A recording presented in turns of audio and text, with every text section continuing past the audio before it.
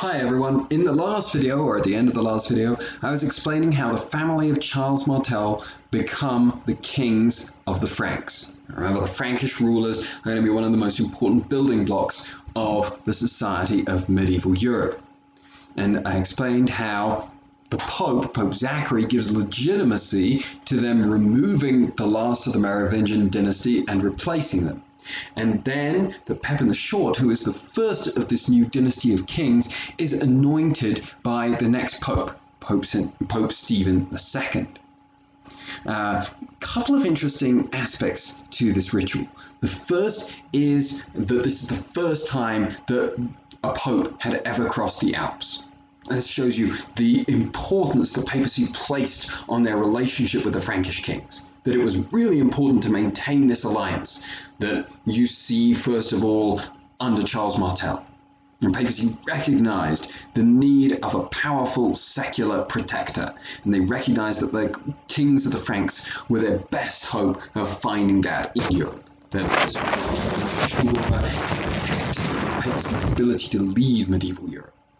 So it's the first time the papacy or a pope has crossed the Alps into northern Europe in the 700-year history of the Christian church at this time. Secondly, it shows the value that this alliance with the papacy provides the Frankish kings. Note that Stephen anoints Pepin. The action of anointing goes back, or the ceremony of anointing a king goes back to the Bible. And the prophet Samuel, and then the high priest anointing the kings of the Israelites. And this ceremony suggests there's something holy about the kingship of the Franks. There's something holy about this dynasty. That there's now something sacred about these particular rulers. And that increases their authority. So these people aren't just warriors in the same way that Clovis was. There's something of a divine authority that's been invested in them to rule through this ceremony. This is part of what the papacy provides them. And Pepin continues to provide support for the papacy, defends the papacy against the efforts of the Lombards to take control in Italy, continues to provide the papacy with the independence that the papacy feels that they need. When Pepin dies in 768, he does what any good Frank does. He divides his inheritance, partible inheritance again. He divides his inheritance between his two sons, Charles and Carloman. However, Carloman doesn't seem to be a great name to be a Frankish king, because this Carloman, dies in 771. He dies kind of surprisingly quickly. We don't have any evidence of foul play. It's of course possible. We don't know that this was the case. And so again, fortunately for this family of Charles Martel, their inheritance is not divided. It remains one very powerful kingdom now under the leadership of a single ruler named Charles.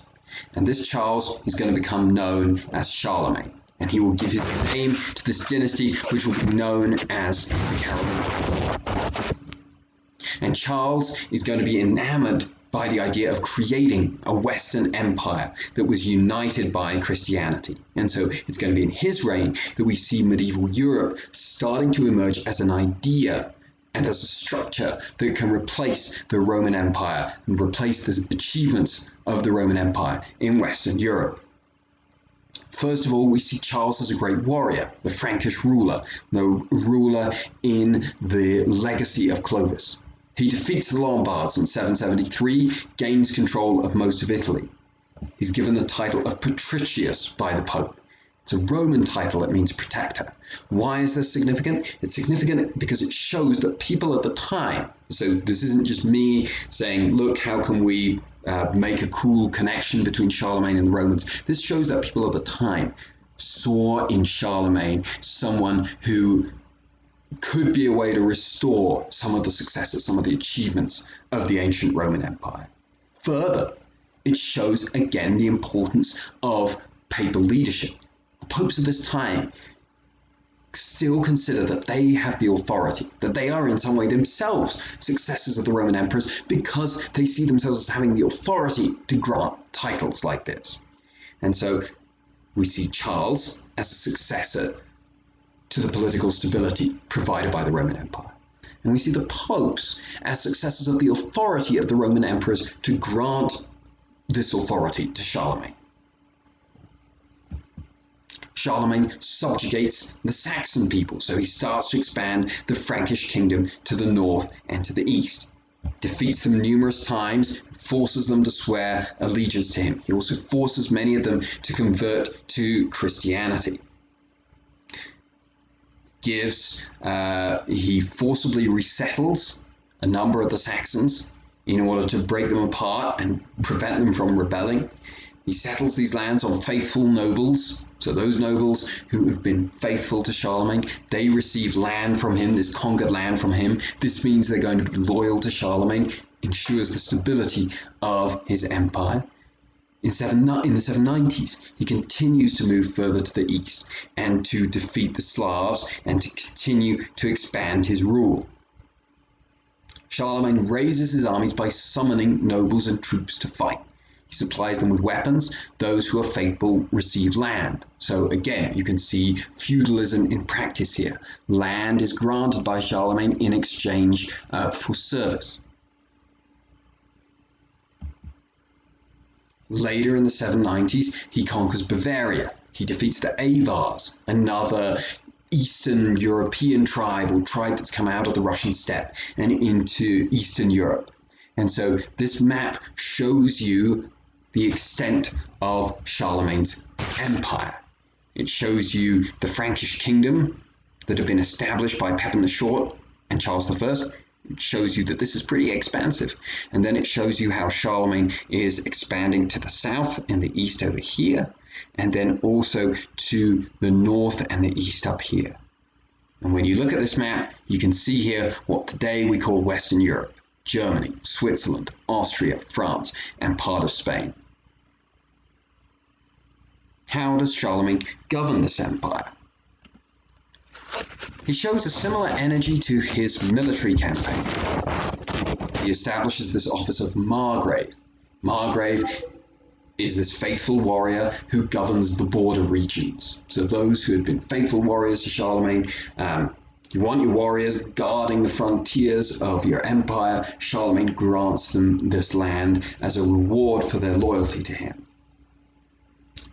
Counts is the title given to those who rule over regions, subdivisions of Charlemagne's empire in the interior of the empire. The subdivisions they rule over are known as counties, a name that we still have in the United States to this day. States are divided into counties. So a count is a loyal servant of Charlemagne, comes and goes to war, provides an army for Charlemagne when Charlemagne needs support, and in return receives control of this land. Charlemagne also establishes a practice of centralized government. So the Margraves and the Counts, they have to have a certain amount of autonomy if they're to protect the different lands that are placed in their charge. And that can be dangerous. They can become pretty independent and pretty difficult to control. And so Charlemagne establishes this institution, this office of the Missi Dominici, which is a Latin term. It's one of the key words for this week. It means messengers of the king. And the Missi Dominici were messengers who were sent throughout the empire to ensure that the decrees laid down by Charlemagne were accurately implemented. The Missi Dominici would go in pairs. One would be a cleric, so a priest or a bishop, and one would be a noble or a warrior. And so they would investigate local rulers like the counts and the margraves, and they would make sure they were upholding the laws that Charlemagne had laid down. If any of them were attacked, the person who had attacked them was punished in the same way as they would be if they had attacked Charlemagne. And so the significance of the Missi Dominici is that they're very early representatives of the state bureaucrats, civil service administrators. An attack on them is seen as an attack on the person of the emperor or the person of the king, who is seen as embodying the state. We don't have a distinction between the United States and the president at this time. There isn't a distinction between the kingdom of the Franks and Charlemagne. It's the kingdom of Charlemagne. An attack on one of his messengers is an attack upon him. The economy of the Carolingian Empire was still pretty basic. Still kind of like we associate a post-Roman economy. Charlemagne's revenues off his own lands. He has his own representatives now, the Missi Dominici, but he doesn't have an established civil service. He doesn't have a centralized administration. He doesn't have a system of taxation. So this isn't a centralized system of government that we used to with or that we saw under the Romans. The administration is based on the revenue gained from his lands, and there's relatively little taxation.